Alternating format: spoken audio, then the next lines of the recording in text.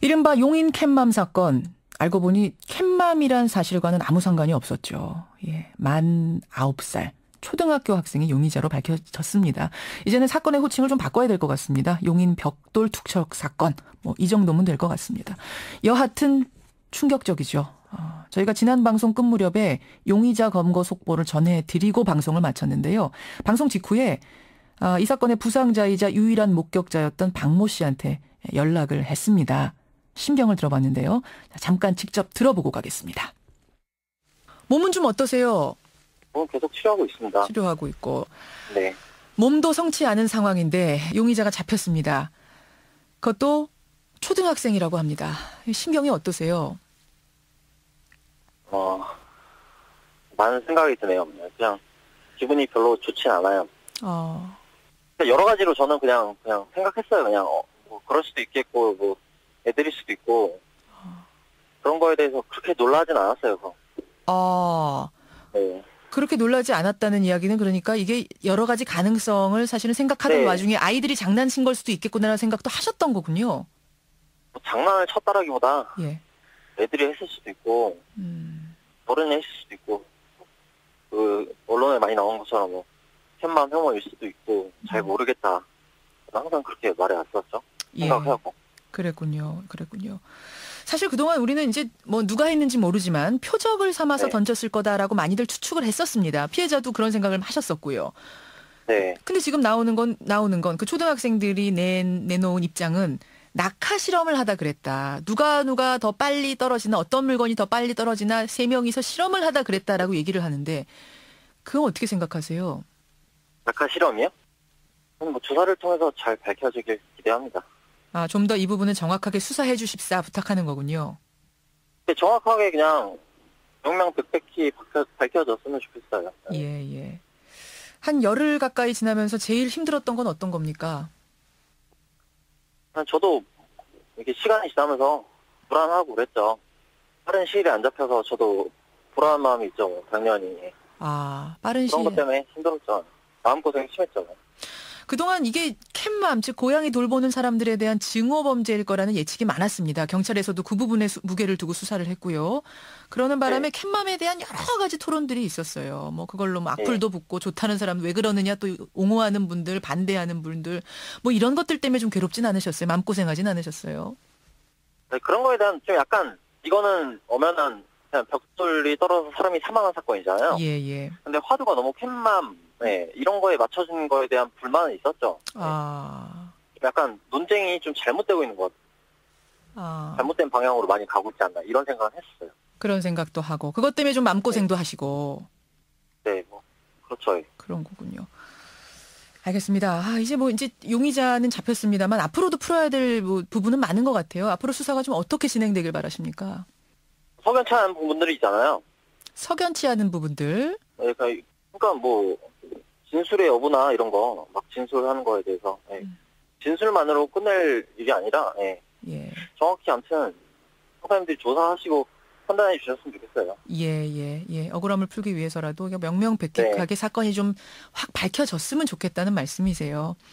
네, 너무 진술에 의존하는 게 아니라 그거를 샅샅이 조사해 주셨으면 좋겠어요. 여기까지 말씀 듣겠습니다. 오늘 어려운데 인터뷰 응해주셔서 고맙습니다. 예, 감사합니다. 들으신 대로 사망한 여성 옆에 있다가 부상당한 피해자 박모 씨.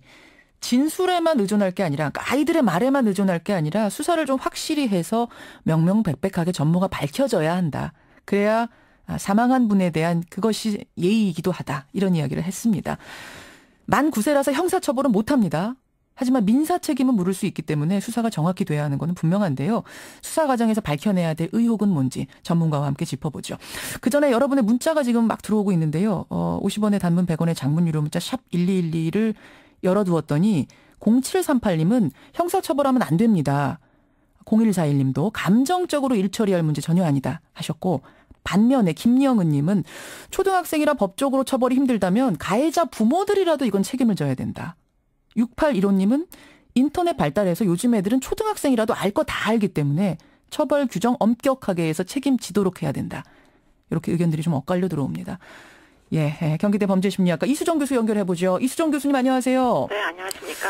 민사 책임 지울 때가 핵심이 고의성 여부 맞습니까? 아무래도 그렇게 되는 거죠. 결국 이게 실수나 장난이다 하면 사실은 책임을 묻는 범위가 굉장히 줄어들 테니까 지금 이 고의성 여부를 밝히는 것은 뭐 배상액을 결정하는 데도 굉장히 중대한 사안이라고 보입니다. 아이들이 사람이 있다는 걸 알면서 고의적으로 던졌느냐 아니면 진짜 지금 진술처럼 보지 않고 낙하 실험했느냐 이건데 어떻게 생각하세요? 지금 정황들 쭉 나오는 거 보시면서.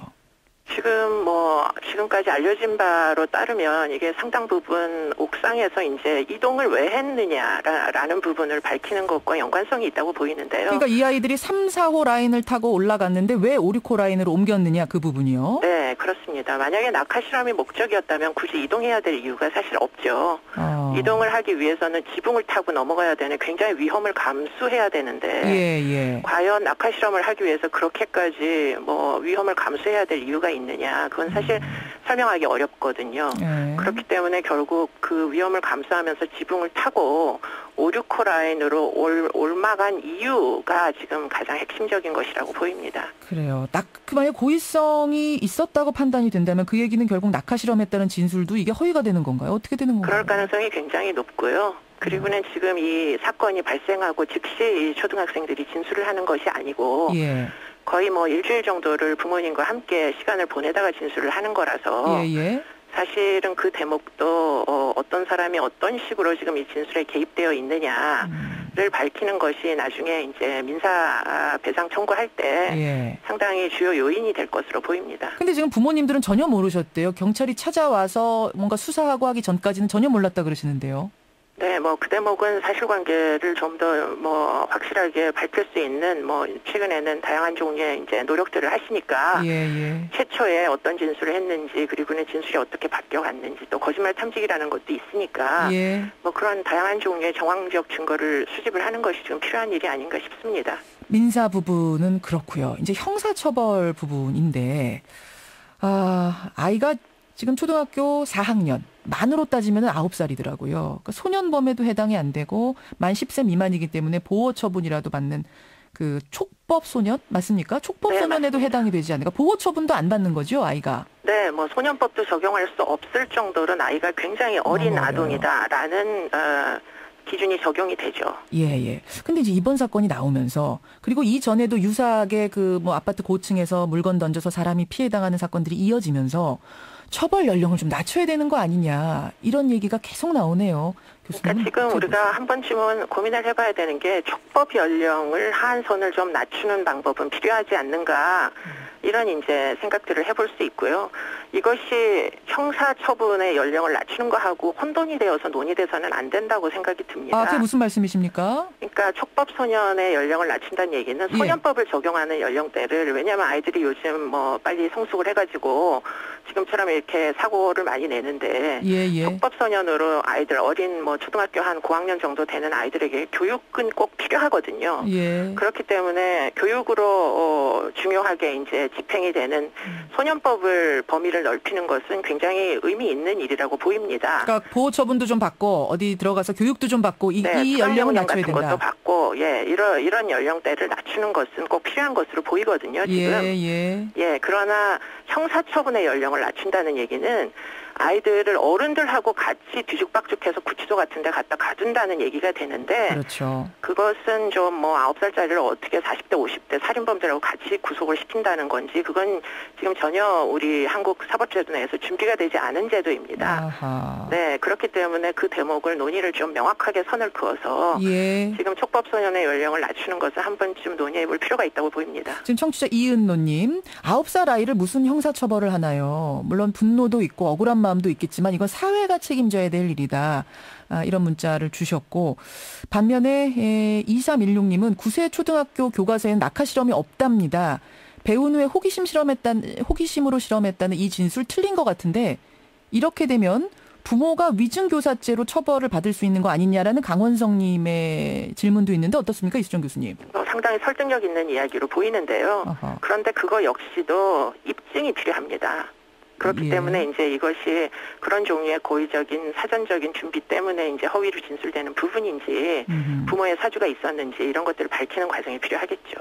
지금 청취자 중에 이런 질문 주시는 분도 계세요. 해외 형사처벌 기준을 보면 미국은 만 6세, 영국, 호주, 홍콩은 만 10세 이상이면 형사처벌도 한다는데 형사처벌 기준도 낮춰야 되는 것 아니냐. 이렇게 좀 분노하시는 분들도 계시네요. 그것은 지금 잘못 알려진 것으로 보입니다. 네, 보통 14세, 만 14세를 형사처벌의 기준으로 적용하는 국가는 굉장히 많이 있습니다.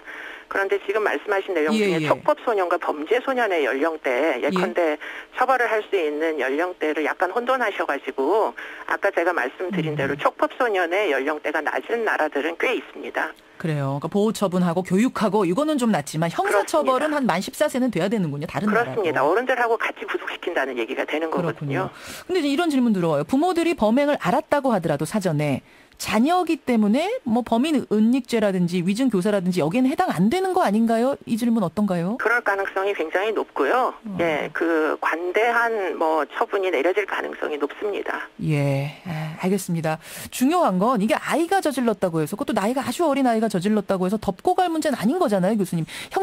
수사는 확실하게 해야 되는 거죠? 네, 뭐 사실관계 명확히 밝혀주셔야 이후에 민사소송할 때 지금 피해자들이 보상받을 범위가 늘어나기 때문에 이것은 수사기관에서 꼭 수행을 해야 될 문제로 보입니다. 그리고 짧게 하나 더 짚어야 될 것이 요즘 그 고층 건물에서 물건 던지는 사건이 계속 벌어졌어요. 부상당하고 사망하고. 이거는 어떻게 좀 방지할 방법이 없습니까? 이 부분은 우리나라의 삶의 주거 형태하고 굉장히 연관성이 높은 걸로 보이는데요. 이 부분에 대한 어떤 지침 같은 것들이 꼭 마련이 돼서 공동주택에 사는 사람들에게 뭔가 좀 의무조항을 부과할 수 있는 그런 부분이 있어야 될 것으로 보입니다. 그렇죠. 부모가 책임지는 그 선을 좀 더 확실하게 해서 부모들이 교육시키게 해야 된다 이런 의견도 들어와요. 네, 사실은 소년법에 부모 교육 명령이라는 게 있거든요. 있어요. 그렇기 때문에 연령대를 낮추면 지금 이 부모님 같은 경우에도 교육 명령을 수행을 해야 될 그런 의무가 발생할 수도 있는 것이죠. 예, 여기까지 말씀 듣겠습니다. 여러분의 의견은 열어놓고 가기로 하죠. 이수정 교수님 고맙습니다. 네, 감사합니다.